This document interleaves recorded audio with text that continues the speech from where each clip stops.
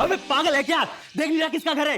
अंदर जाएंगे तो फंस जाएंगे। गुड्डे की पहुंच बहुत ऊपर तक है। तो क्या हुआ? इतना डर क्यों रहे हैं? घुस के खींच आते ना उसको। देख, तुझे जाना है तो जा, हम लोग रिस्क नहीं लेंगे। अरे यार, पैसे कैसे मिलेंगे? चल बाद में आते हैं। अरे रुक विजय, बाहर आ, नहीं तो दरवाजा तोड़ के अंदर आ जाएंगे।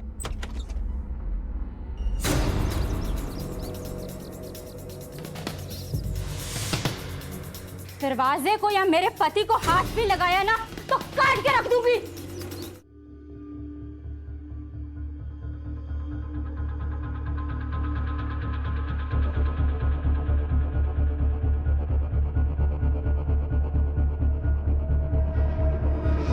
क्या हो रहा है यहाँ पर? शास्त्री जी, आपके दामाद विजय ने हम लोगों से लाखों रुपए लिए और अब वापस नहीं कर रहा है। हाँ बिल्कुल नहीं दे रहा है वो। और शांति रखिए,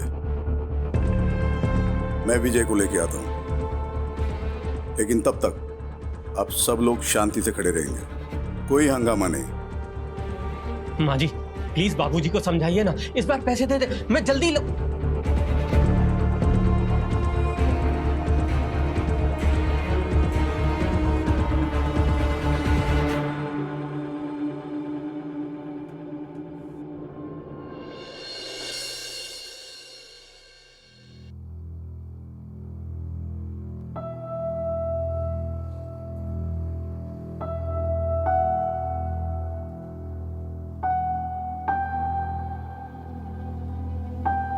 हेलो, केशव शास्त्री बोल रहा हूँ। आप यहाँ हमारे घर आ जाइए तुरंत। बाबूजी, बाबूजी मैं आपका दामाद हूं, आप ऐसा नहीं कर सकते। ये लोग मुझे मार देंगे, आपकी बेटी भी।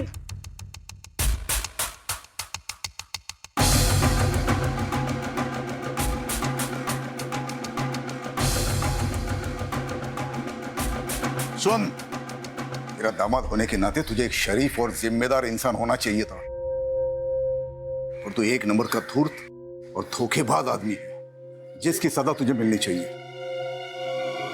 ले जाइए इसे।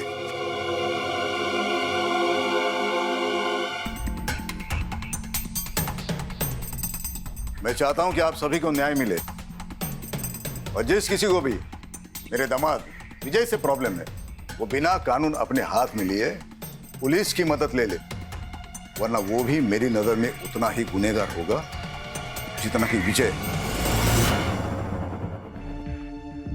बाबूजी, बाबूजी आपने ये सही नहीं किया। विद्या, अपने बाबूजी से ऐसे बात करते हैं? विद्या, सही क्या है गलत क्या है तुमसे सीखने की जरूरत नहीं है मुझे। और बाबूजी ने वही किया जो एक शरीफ इंसान को करना चाहिए। मक्खन लगाना बंद करो, अगली बारी तुम दोनों की। तुम्हें क्या लगता है, मुझे पता नहीं कि मेरी गैर मौजूदगी में तुम दोनों मेरे दवाखाने में क्या करने जाते हो? सारे पेपर्स मैंने ऑडिट के लिए भेज दिए हैं, ऑडिट का रिपोर्ट आएगा तो तुम दोनों को भी भेज दूंगा जेल में हवा खाने के लिए।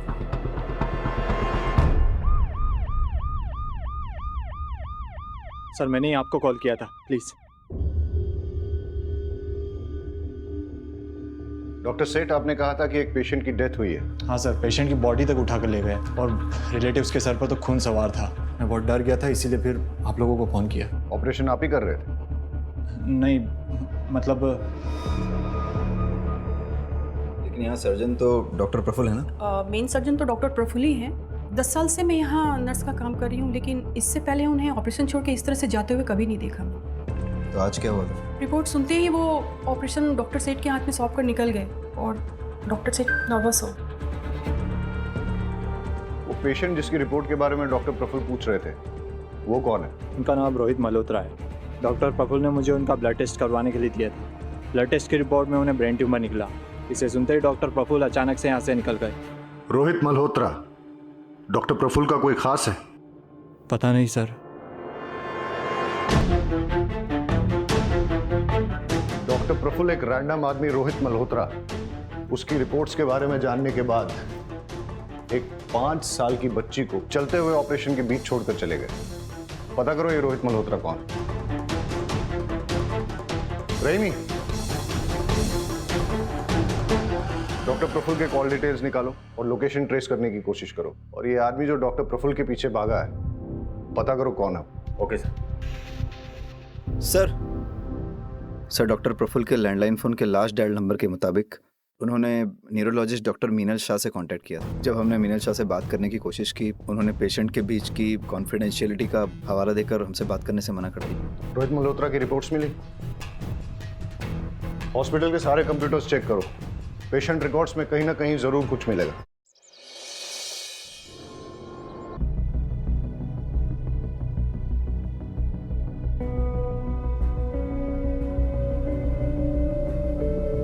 ये आप क्या कह रहे हैं? ऐसा पहले कभी नहीं हुआ। ऑपरेशन छोड़ के बीच में वो कभी नहीं गए। वो कल रात से गायब है। आपने उन्हें एक भी बार कॉल नहीं किया या उन्होंने भी आपको कांटेक्ट नहीं किया? क्योंकि ये नॉर्मल है सर। पिछले 2-3 महीने से वो काफी बिजी चल रहे थे और कई बार तो 2-3 दिन तक वो घर भी नहीं आते थे। हमारी तो फोन पर भी बात नहीं होती थी। डॉक्टर प्रफुल्ल किसी प्रॉब्लम में थे? कोई टेंशन, कोई स्ट्रेस? नहीं सर, ऐसी तो कोई बात नहीं थी। अच्छा, आप उनके किसी पेशेंट रोहित मल्होत्रा के बारे में कुछ जानती हैं? रोहित? नहीं सर। Hello sir.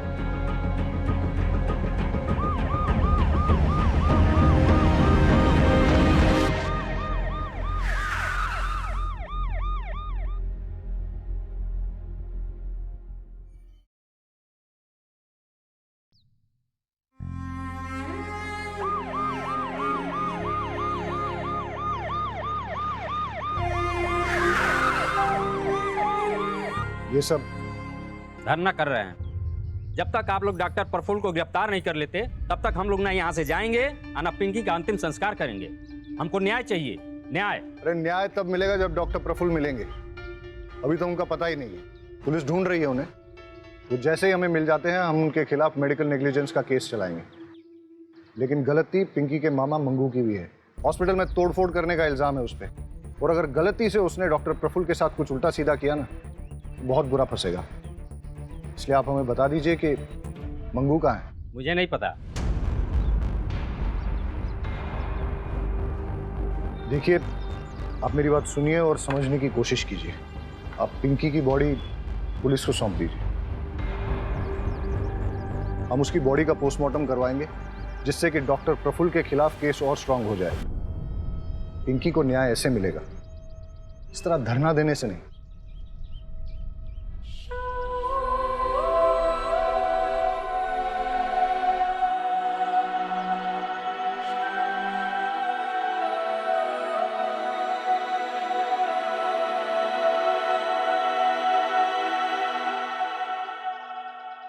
गांव वालों पे नजर रखो।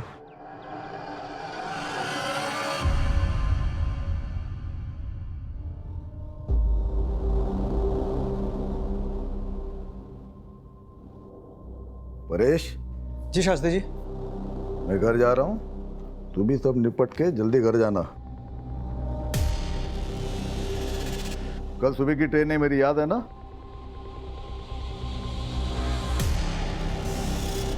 जी शास्त्री जी।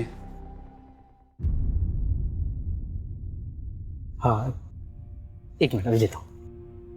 नमस्ते। वैद जी, देखिए ना, केवल लगवा लिया। दुकानदारी बढ़ गई, लोग आने शुरू हो गए। बढ़िया है, बस इसी तरह तरक्की करो। मेरी शुभकामनाएं तुम्हारे साथ है।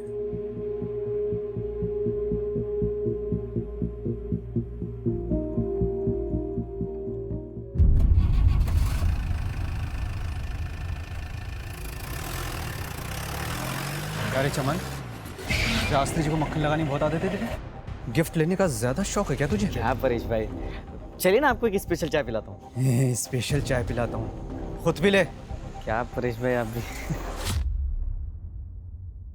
पापा को मक्खन लगा रही थी ना, अब संभालो।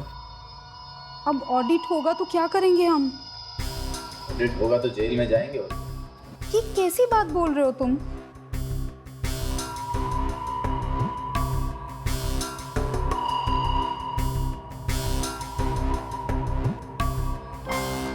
कुछ बोलोगे तुम? मुझे बहुत डर लग रहा है। तू टेंशन मत ले, सब संभाल लिया मैंने, कल अपनी जिंदगी बदलने वाली है। सच्ची?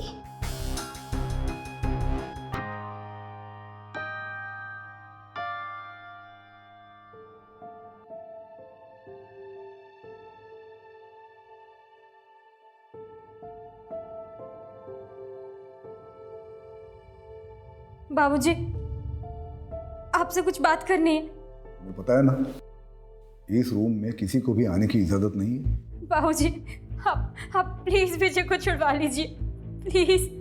चलो चलो यहाँ से बाबूजी, बाहर चलो। बाबूजी मेरी बात तो बाहर सुनिए। जाओ। बाबूजी प्लीज मैंने मेरी बोला बात बाहर सुनिए। जाओ।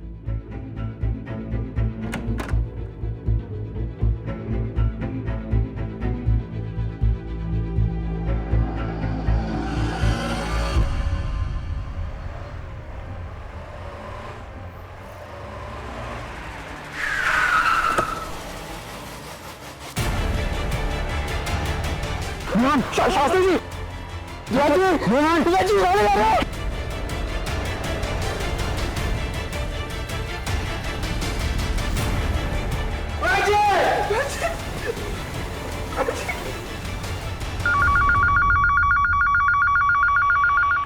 हेलो सर, एक कटा हुआ हाथ मिला यहाँ। क्या?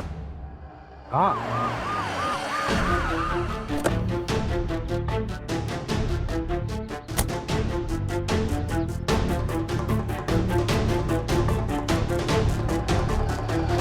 पूछताछ करो, देखो कुछ और इन्फॉर्मेशन मिलती है क्या। कब देखा ये? बहुत सारे चील कौवे उड़ रहे थे और आके देखा तो हमने पुलिस को फ़ोन लगाया। तुम लोगों ने कुछ ऐसा देखा जो बहुत अजीब हो? नहीं सर, किसी को आते जाते कुछ फेंकते हुए? नहीं सर। आसपास के सारे पुलिस स्टेशंस और हॉस्पिटल्स में पता करो कि किसी की कोई मिसिंग रिपोर्ट है क्या, या किसी ऐसे आदमी की इंफॉर्मेशन जिसका हाथ कटा हो या फिर हाथ इंजर्ड।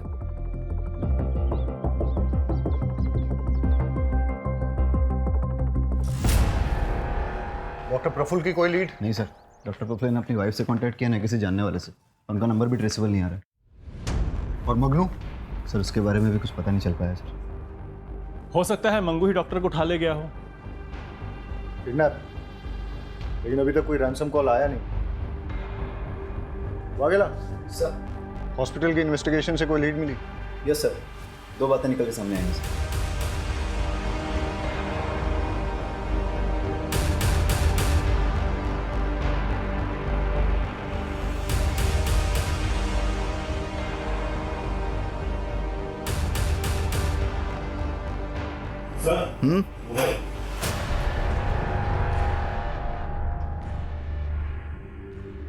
डेटा निकाला इसका?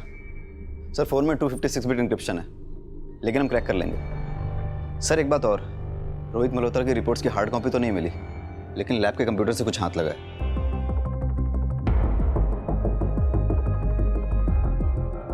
इसकी मुझे हार्ड कॉपी मिल सकती है? जी सर। सर रोहित मल्होत्रा के ब्लड टेस्ट की पेमेंट खुद डॉक्टर प्रफुल्ल ने की थी, वो भी अपने डेबिट कार्ड से। और सर रिपोर्ट्स में रोहित मल्होत्रा की पर्सनल डिटेल्स, उसका एड्रेस, उसका फ़ोन नंबर सारे फेक हैं। पेशेंट का नाम छुपाने के लिए इतनी मेहनत? सर हो सकता है रोहित डॉक्टर प्रफुल्ल का कोई करीबी हो, इसलिए उसकी रिपोर्ट के बारे में सुन के वो घबरा गया था। तो सर डॉक्टर प्रफुल्ल के मोबाइल में उसका नंबर सेव होना चाहिए। हो सकता है इस मोबाइल में सेव हो। लेकिन डॉक्टर प्रफुल्ल ने अभी तक अपनी वाइफ, दोस्तों या रिश्तेदारों को कांटेक्ट नहीं किया है, और उसकी वाइफ कह रही थी कि इससे पहले वो कभी भी ओटी से ऑपरेशन छोड़ के गए नहीं हैं। Very interesting. रोहित मल्होत्रा की एज 46 साल, डॉक्टर प्रफुल्ल की एज भी 46 साल, दोनों का ब्लड ग्रुप AB नेगेटिव, और ये डॉक्टर प्रफुल्ल के मोबाइल के लास्ट 3 डिजिट्स 436, रोहित मल्होत्रा के मोबाइल के आखिरी 3 डिजिट 643। इतना बड़ा कोइंसिडेंस नहीं हो सकता। डॉक्टर प्रफुल्ल और रोहित मल्होत्रा का DNA मैच करके देखो, अगर मैच नहीं होता है तो फिर रोहित मल्होत्रा को ढूंढना पड़ेगा। मैच हुआ तो डॉक्टर प्रफुल्ल ही रोहित मल्होत्रा है, और उसे ब्रेन ट्यूमर है।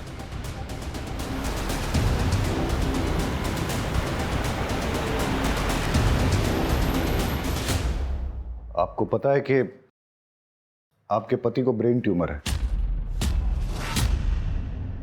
क्या? ये आप क्या कह रहे हैं? आपको कैसे पता? डॉक्टर प्रफुल्ल ने रोहित मल्होत्रा के फेक नाम से एक ब्लड सैंपल टेस्ट करवाने के लिए दिया था। वो ब्लड सैंपल डॉक्टर प्रफुल्ल के ब्लड से मैच होता है और इस टेस्ट की रिपोर्ट के अकॉर्डिंग रोहित मल्होत्रा यानी कि डॉक्टर प्रफुल्ल को ब्रेन ट्यूमर है।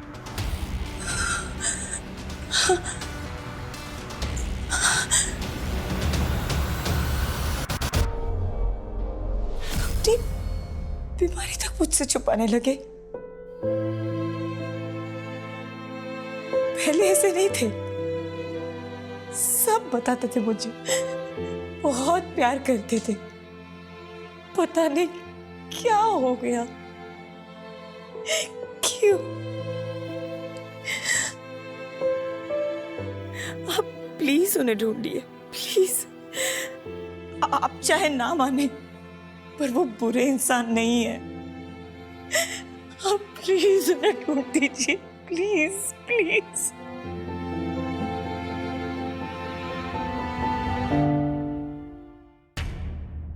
सर, कटे हुए हाथ के फिंगरप्रिंट्स पुलिस डेटाबेस से मैच किए जा रहे हैं।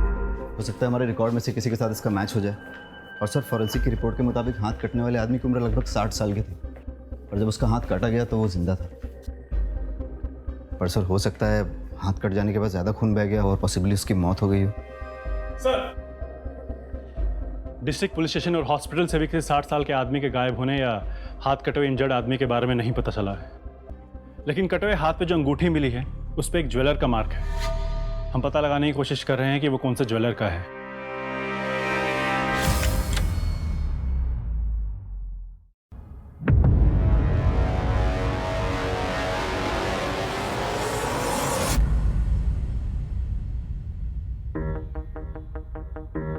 परेश भैया,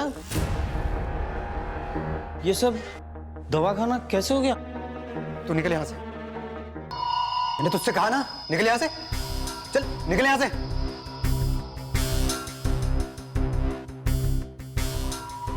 कैश कितना था लॉकर में? पता नहीं, बाबूजी कभी किसी को बताते नहीं थे, काफी सिक्रेटिव थे बाबूजी। लॉकर की चाबी वैद्य के अलावा और किसके पास थी? हम में से तो किसी के पास नहीं थी, सिर्फ पापा के पास थी। उन्होंने परेश को दी हो तो पता नहीं। परेश पर बहुत भरोसा था उनको, उसी को मालूम होगा क्या हुआ, कैसे हुआ। आप नीचे, आप नीचे। आप सच बोल। सर, मैं सच ही बोलूं सर, मेरा विश्वास कीजिए। मेरे पास तिजोरी की चाबी नहीं थी। तिजोरी की चाबी सिर्फ वैद्य जी के पास थी। मेरे पास तो सिर्फ क्लिनिक की चाबी है। जब तूने देखा कि क्लिनिक में चोरी हो गई है तो तूने तुरंत फैमिली को फोन करके कांटेक्ट नहीं किया? बात यह है सर कि वैद्य जी ने मुझसे कहा था कि फैमिली के किसी भी मेंबर को क्लिनिक के आसपास भटकते मत देना, इसलिए मैंने किसी को इन्फॉर्म नहीं किया। ठीक है, हम वैद्य जी को कॉल करके पूछ लेते हैं कि तू सच बोल रहा है कि झूठ। चल, वैद्य जी का नंबर बोल बोल बोल। वो तो नहीं मिलेंगे सर। क्यों? क्योंकि सर वैद्य जी किडनैप हो चुके हैं और मेरी आंखों के सामने उनका पुलिस के सामने कुछ बोला ना तो तेरी बेटी चौथी में पढ़ती है शिक्षा मंदिर में। खास कर अब जो समझाना। वो लोग भाग गए। कौन सी गाड़ी थी और नंबर क्या था? मुझे कुछ याद नहीं सर। उस समय मेरा दिमाग सुन्न हो गया था, मैं कुछ देख और समझ नहीं पाया। मुझे कुछ याद नहीं सर। हाँ, गाड़ी छोटी थी, मतलब कार थी, इतना मुझे याद है।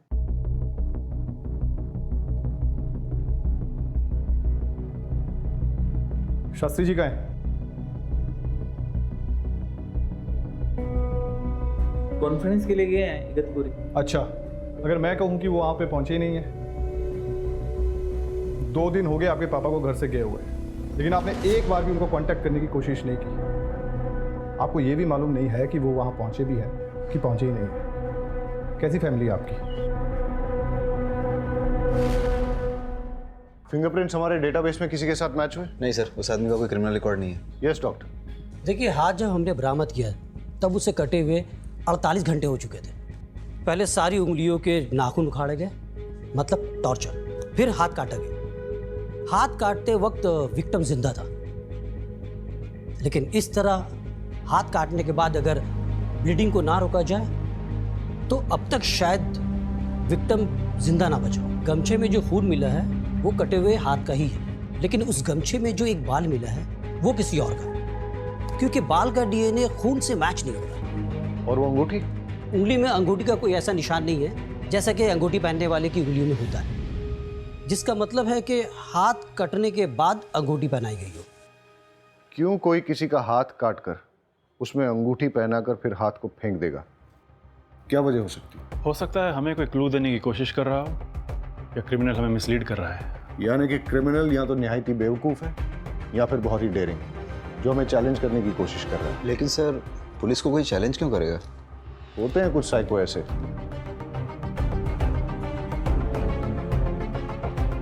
वागेला सर, इस अंगूठी के ट्रेडमार्क से पता करो कि ये किस ज्वेलर की है, और पता करो किसने खरीदी और कब खरीदी। ठीक है सर। Thank you doctor. तो डॉक्टर प्रफुल्ल के कैबिन में मिला फोन डिक्रिप्ट हो गया है। हमें उसमें कुछ फोटोग्राफ्स और 10 फोन नंबर मिले हैं। उन नंबरों को नाम के साथ सेव नहीं किया गया है। इंटरेस्टिंग। पता करो ये 10 फोन नंबर किसके नाम पे रजिस्टर्ड हैं और इन सब से कांटेक्ट करो। और ये जो फोटोग्राफ्स हैं वो किसके हैं? सो डॉक्टर प्रफुल्ल के और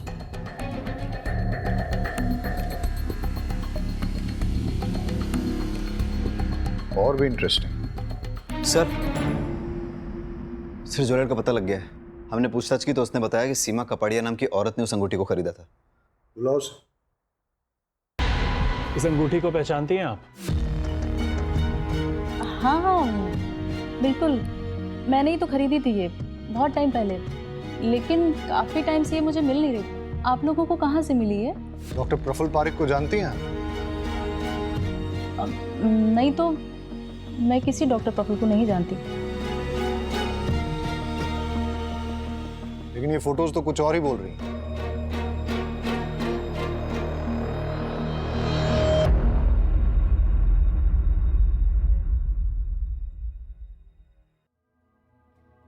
एक्चुअली सर, मैंने ही ये अंगूठी प्रफुल्ल को दी थी। वो कॉलेज टाइम में हम साथ थे, हमारा अफेयर चल रहा था।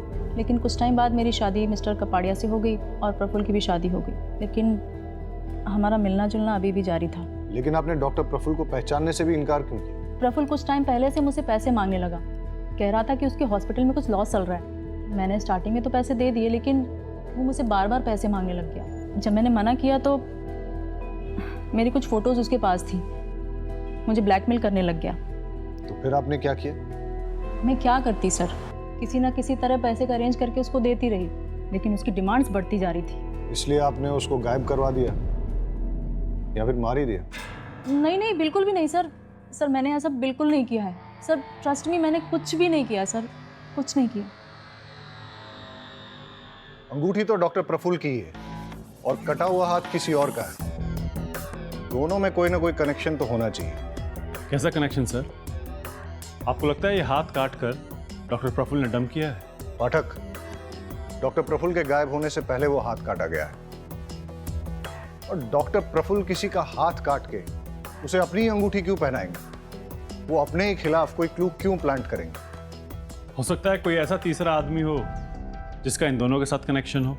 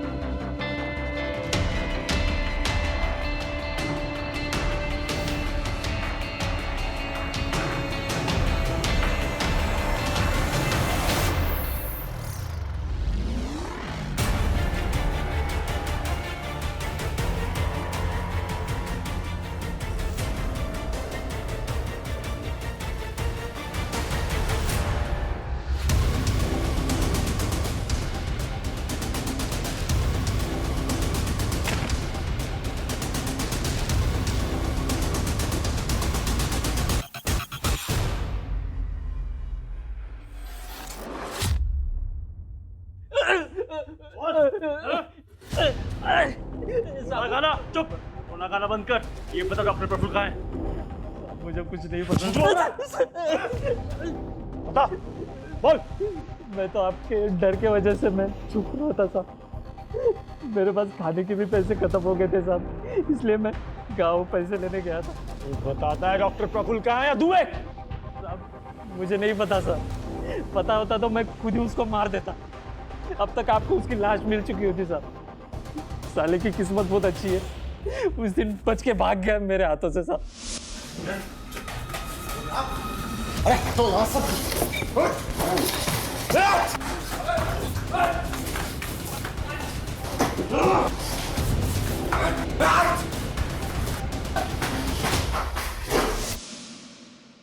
झूठ बोल रहा है तू, क्योंकि जितनी चोट डॉक्टर प्रफुल्ल को लगी थी उस हिसाब से वो ज्यादा दूर तक भाग नहीं सकते थे। पक्का तेरे ही हाथ लगे होंगे। मैंने ढूंढा था साहब, पर मिला नहीं मुझे वो। और आप मुझसे सवाल पूछ रहे? अरे उससे जाके पूछिए ना, जिसके वजह से मेरी 5 साल की भांजी मर गई साहब।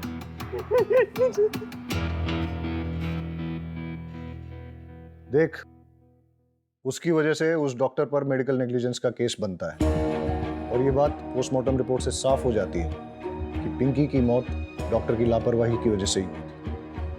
लेकिन तू इससे ये मत समझना कि डॉक्टर के गायब होने के केस से तू भरी हो जाएगा। डॉक्टर के साथ मारपीट और हॉस्पिटल में तोड़फोड़ करने के चार्ज में अंदर करो इसे। छोड़ो, चल।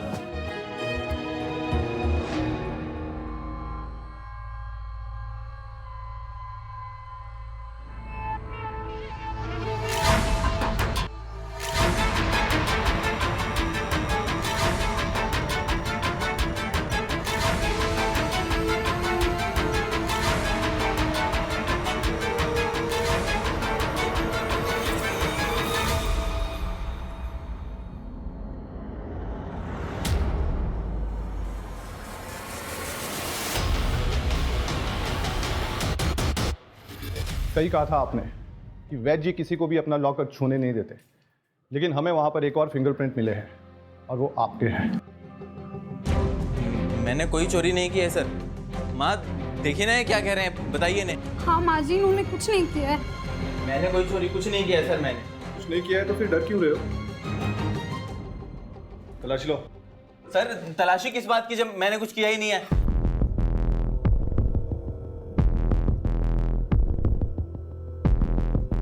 सर आपको जरूर कोई गलतफहमी हुई है, आप मेरी बात समझने की कोशिश कीजिए। मैं आपको ये देखिए, इसकी अलमारी से क्या मिला है।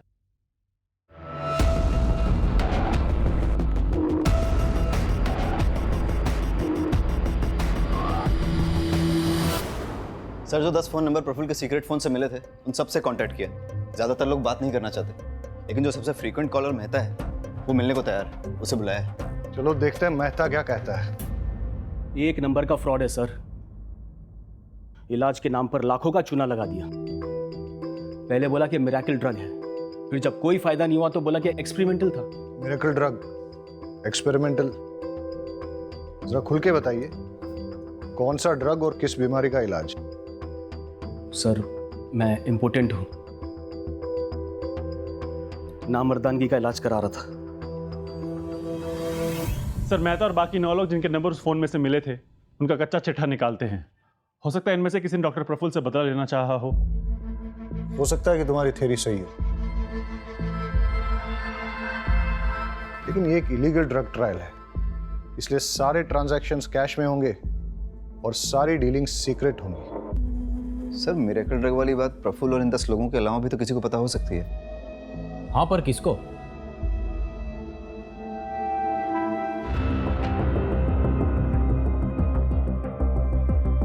वो 10 आदमी जिन पे ये ड्रग एक्सपेरिमेंट चल रहा था, उनमें से किसी ने भी डॉक्टर प्रफुल्ल या आपको कोई धमकी वगैरह दी? दिनेश मेहता नाम का एक आदमी कुछ दिन पहले घर आया था। आपको मेरी बात समझ में आ रही है नहीं आ रही है? देखिए मिस्टर मेहता, आप मुझे इस तरीके से धमका नहीं सकते। आपने कंसेंट लेटर साइन किया है, ये बात आप भूलिए मत मिस्टर मेहता। फिर आप भी मत भूलिए कि इलीगल कामों में कंसेंट लेटर नहीं चलता। अब आपकी गर्दन मेरे हाथों में, मुझे मेरा पैसा वापस करिए वरना अंजाम भुगतने के लिए तैयार हो जाओ। प्रफुल्ल ने क्या कुछ नहीं किया पैसे कमाने के लिए, पर क्या मिला इस पैसे से? सब बर्बाद कर दिया, कुछ नहीं बचा। बचा है। डॉक्टर प्रफुल्ल ने आपके नाम पे 5 करोड़ की इंश्योरेंस पॉलिसी ली है। आप कहना क्या चाहते हैं? कुछ नहीं, मैं सिर्फ इतना याद दिला रहा हूँ कि उनके जाने के बाद भी आपको पैसों की तंगी नहीं होगी। 5 करोड़ रुपए बहुत होते हैं। आप मुझ पे शक कर रहे हैं? जब तक हमें किसी के खिलाफ कोई ठोस सबूत नहीं मिल जाते तब तक हमारे लिए सब सस्पेक्ट है।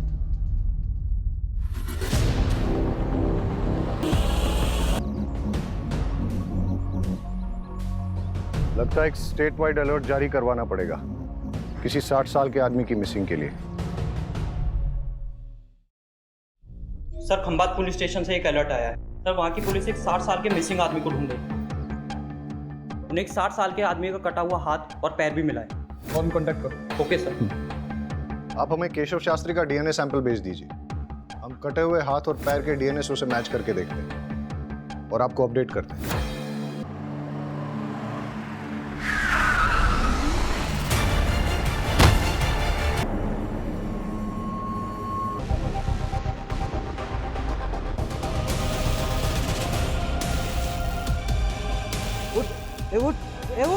उठ इधर देख। हाँ, अंगूठी भेजेगा पुलिस को, बहुत शानपति दिखाता है। हाँ?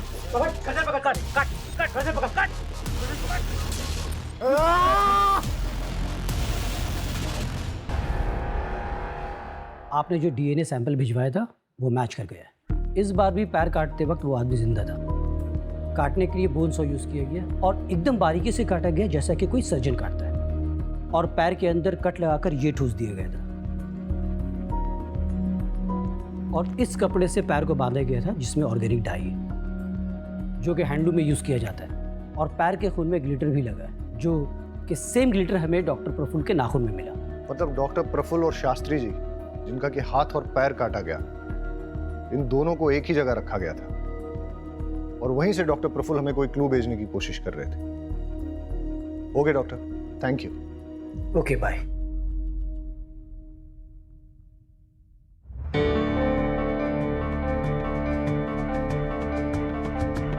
ये बीड्स, हैंडलूम और इस कपड़े में जो ऑर्गेनिक डाई लगी है, ऐसा काम तो आसपास के एरिया में एक ही गांव में होता है। मतलब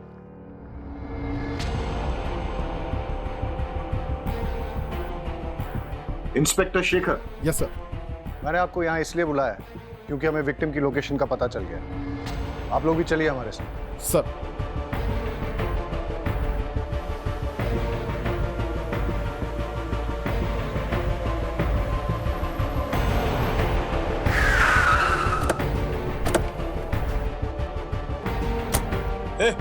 उठ, बता नहीं तो दूसरी टांग भी काट दूंगा। बता। कुत्ता लेके आ। अबे कुछ भी और काटा ना, ये मर जाएगा। साहब, हमारे गांव में काम चलता था लेकिन कोविड की वजह से बंद हो गया है। पास में एक फैक्ट्री है, उधर देख सकते हैं आप। ऐसे नहीं मर सकता। बहुत बड़ा प्लान है मेरा, ऐसे नहीं मर सकता। बेहोश हो रहा, पानी लेके। उठ। शास्त्री।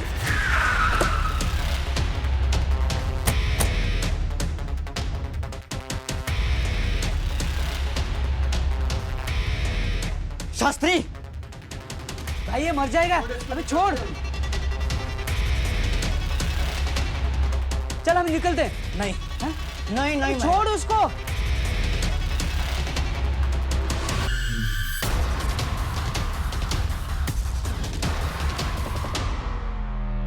छोड़। अबे चल चल।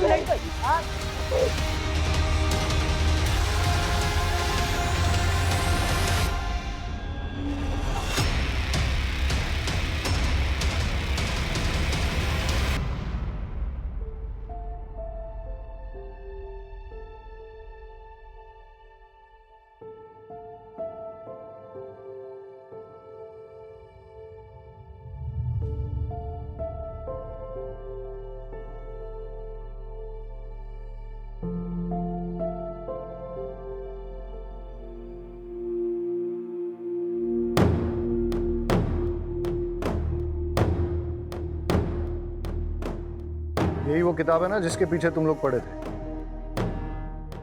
इस किताब में आयुर्वेदिक सीक्रेट्स हैं जिससे कि शास्त्री जी इलाज किया करते थे। तुम लोगों को क्या लगा तुम इस किताब को हासिल करके शास्त्री जी जैसे अमीर बन जाओगे? सर,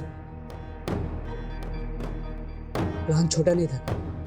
ये बुक को पढ़कर हम लोगों को दवाइयाँ बनानी थी, फिर उसे बड़े बड़े कंपनीज में बेचना था। प्लान मस्त था, लेकिन साहब गुस्से में आकर सब गड़बड़ कर दिया है चमन भाई। अबे ये क्या किया तूने? पागल हो गया क्या?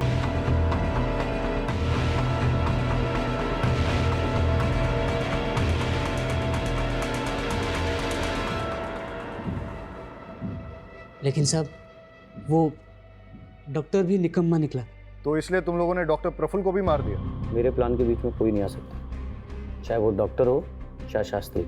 मैं दवाई बना के बेच कर हूँ। सर लगता है पागल हो गया।